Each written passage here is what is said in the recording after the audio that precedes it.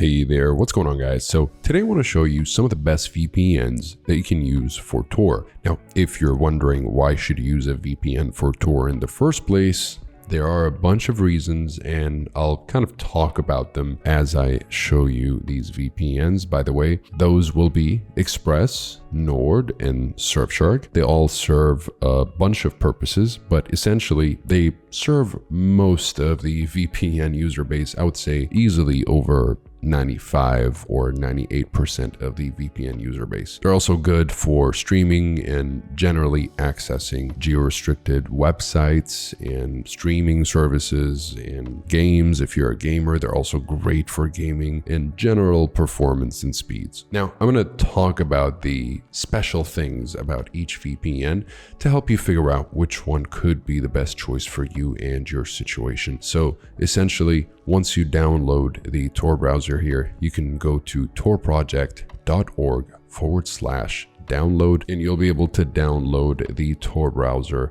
from here. So because I'm downloading it on Windows, I'm on a Windows device, I'm going to go ahead and download it for Windows. And let's say this is my first time downloading the Tor browser. What I want to do here is make sure that I'm using a VPN before I even access the dark web through the Tor browser. Now, this is obviously for an extra layer of anonymity, because while the Tor browser definitely provides some type of anonymity, it is not foolproof, and a VPN will hide the IP address from your internet service provider and anyone else who might be watching, which adds an extra layer of anonymity before you even connect to the Tor. Because the Tor browser, to simplify things, let's just say, is made up of 3 nodes.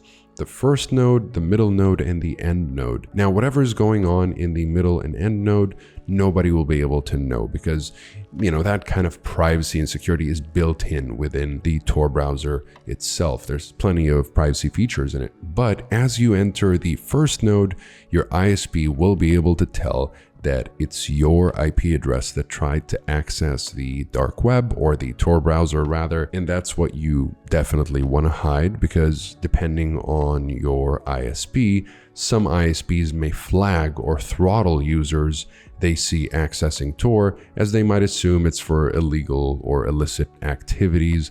Now, a VPN will hide your Tor usage from your ISP to avoid any potential scrutiny or slowdowns. So what I would do here, I like to use ExpressVPN. That's just my go-to choice as far as a VPN, especially when it comes to security. So what I'll do here is just make sure that I'm all set for the Tor browser. You've got Threat Manager here. All these VPNs do have some kind of ad blocker and tracker blocker. So I'll just activate the tracker blocker, the malicious site blocker, the ad blocker as well. And you have an easy way to block adult sites here with parental control. So if you have kids in the house, and you've got all your VPNs connected to Express, you can just activate this to block any kind of adult website. So this is just an easy form of parental control. Here, I'm going to make sure that I'm on the lightweight UDP protocol.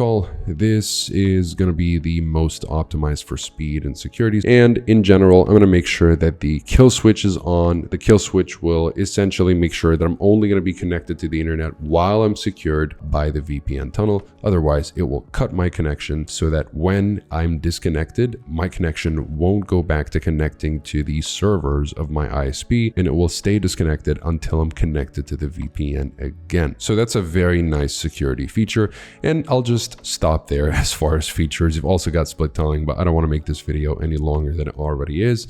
And again, make sure you're using the fastest protocol. Here with Express, it'll be the lightweight UDP. Again, when it comes to protocols, it's basically a different vehicle. So you can imagine these protocols as vehicles to get to your destination. Some vehicles are bigger and safer.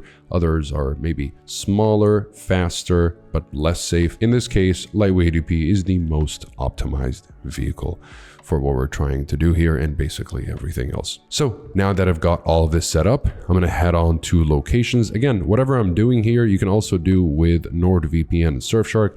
For example, the best available protocols, or the most optimized one rather, would be the NordLynx protocol, with NordVPN. And if we go to Surfshark, it'll be the WireGuard protocol, and that would be it. Again, I'm just kind of demonstrating that you can do the same thing with Nord and Surfshark, but I like to use Express, me personally. So now that we're ready to go and we have the Tor browser, as you can tell here, I'm just going to go ahead and install it and show you how this works. I'm going to minimize this, and before I connect to the Tor browser, I'm going to connect to, let's just go with an American server here. And the moment I'm connected, I'm just going to go ahead and make sure that it's all installing. But I do want to show you here that my IP address has changed, and it should reflect that I'm in Houston, Texas, rather than my real location, which obviously I'm not going to disclose.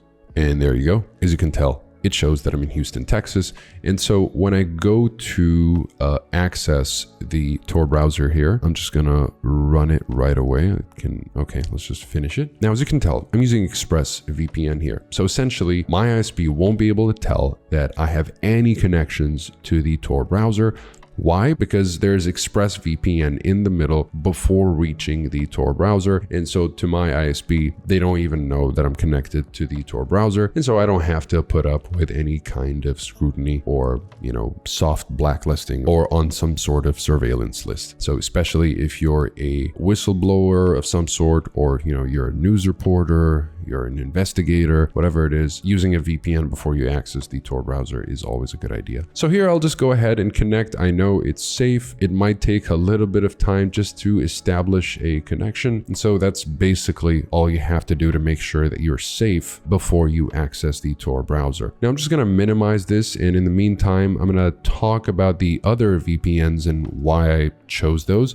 You've got Nord and Surfshark. Now, again, I've chosen these three because they've got a no-logs policy. The kill switch that I just showed you in Express, it's also available within Nord and Surfshark, as well as full compatibility with Tor. Now, with ExpressVPN, Surfshark, and Nord, you can connect to any server and then connect to the Tor browser. But what's cool about NordVPN specifically is you've got this onion over VPN option here, which will allow you to access Tor websites or onion websites through any browser by just connecting to the dedicated onion over VPN method here. So essentially, this will connect you to the Tor browser through any browser of your choice. So if you want to access an onion website, let's say through Google Chrome, which I wouldn't recommend because Google Chrome is less private than, let's say, the Brave browser or the Tor browser. So I wouldn't really recommend that. But if you feel like you want to use a browser, let's just say you're more comfortable with, or you think is safer than the Tor, then this is a great choice to have here. And of course, I've chosen these VPNs based on the fact that they all have a no-logs policy. And when I say no-logs policy, it means they promise to not log any of your information while you're connected to them. Okay, so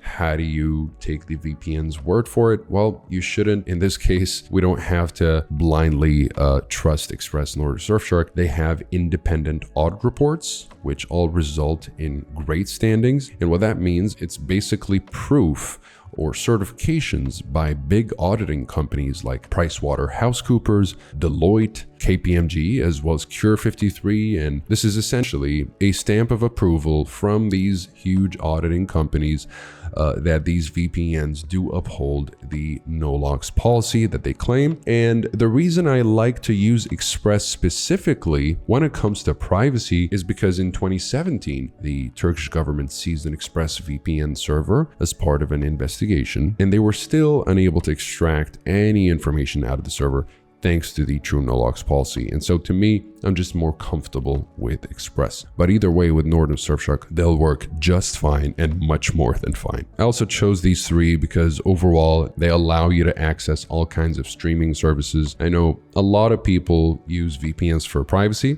but also at the same time, I think there's a huge portion of people that care about streaming capabilities. So let's say you have a Netflix subscription and there's a specific show that is not available to you. You can use a VPN to connect to the right region where, that show on Netflix is available. Because again, if you didn't know, streaming services will limit what they show and don't show based on your region. And of course, these VPNs are stable enough as far as speed and reliability. And you do have private payment options options if you'd like to go the extra private route of buying your subscription using, let's say, crypto. Now, of course, when it comes to tracking your crypto transaction, it's going to be on the blockchain. So ultimately it can be tracked, but it's just about making it much harder for whoever is trying to intercept your connection. You can just take all of these measures, buy your subscription using crypto, use a safe emailing service like Proton Mail, use a reliable VPN like Express or Nord or Surfshark for that matter. And from there, you're safe enough to use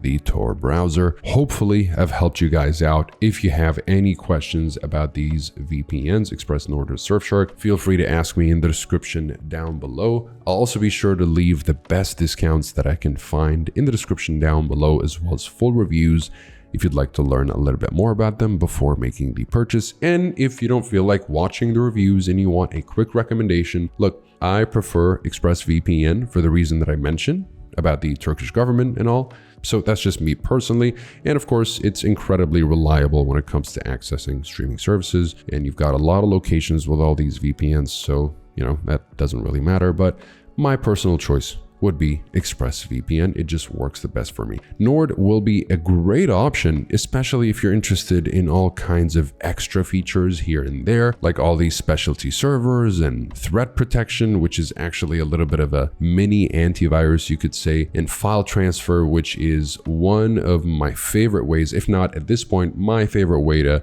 transfer files from my computer to my phone or from my phone to my computer. All I have to do is just activate MeshNet and seamlessly exchanges information between my devices. I love this feature, and it's actually free. So you can download NordVPN and use MeshNet for free without even having to get a subscription. And Surfshark finally will be the best budget option that gets the job done at the cheapest possible cost without having to sacrifice any of the features that you usually get with more expensive VPNs like Nord and Express. Now, I say expensive, but they all at the end of the day cost about a cup of coffee a month. And again, for the best discounts that I could find on the internet, I made sure to link those in the description down below in case you end up getting any of them. So hopefully that will help you save a little bit more money on your first subscription. Thank you guys so much for watching, and I'll see you in the next one.